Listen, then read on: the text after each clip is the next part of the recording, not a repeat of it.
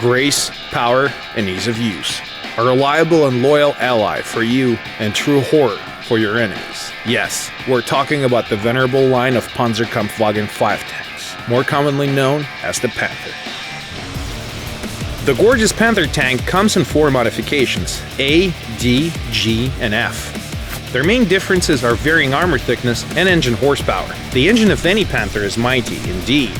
The fastest modification of the Panther tank is Model A. It can go up to 42 kilometers off-road. It is even faster than the other legend, the Soviet T-34-85. Solid steering makes this machine more akin to the Porsche Cayenne, also a German vehicle by the way. The similarity between them is not just in the powerful engine, but also in huge dimensions. The Panther is more like a heavy tank than a medium one. The Soviets have always classified this tank as a heavy during the war.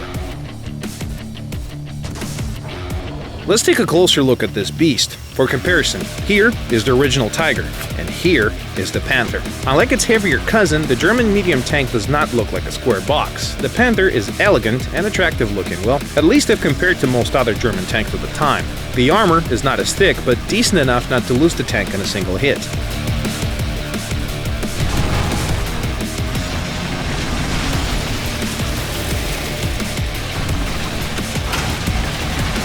The Model G, on the other hand, is heavier and much better armored. 120mm of solid steel at the base of the gun mantlet, an average of 120mm of effective armor on the front of the hull, and almost 50mm of steel for side armor. Sounds good, huh? But this is not a reason to be too bold in most engagements, because even reserve tanks can, in certain situations, penetrate the Panther from the side.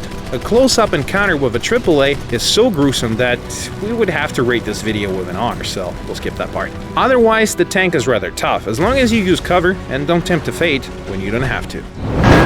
The best part of any Panther is its superb cannon. Powerful, accurate, and extremely penetrating. Most models of the Panther have very good APCR shells, for those really tough encounters with a jumbo, for example.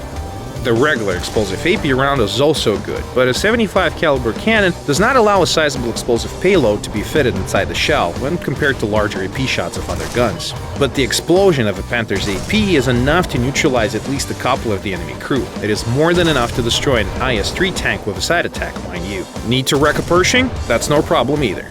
Oh man, just check out those beautiful elevation angles on the cannon, ranging from -8 to +28 degrees. This is perfect for sitting behind a hill and taking pot shots without exposing your entire tank.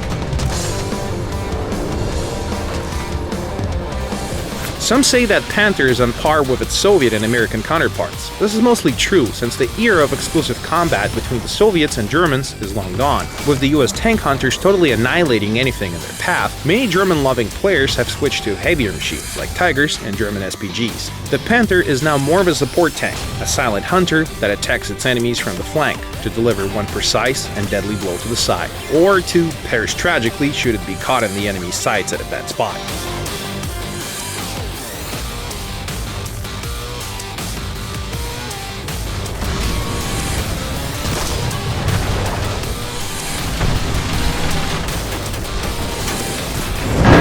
Regardless of all that, the Panther is a true classic of the German panzer industry that is best played in RB and SB. This is where its powerful and accurate cannon can dominate the opposition at long range without fearing the all-seeing marker. No Panther should be at the front of a battle, especially if playing on Kursk and Mozdok, where the tank's tall profile will leave you with very little options for concealment. The Panther is not a tank for players seeking easy victories. This is a vehicle of an ace, a patient hunter who has a hunch for an opportune time for attack, appearing out of nowhere, killing quick, and then vanishing once more, leaving only the smoking wreck of the foes behind. This is Panther. War Thunder Tutorials, signing out.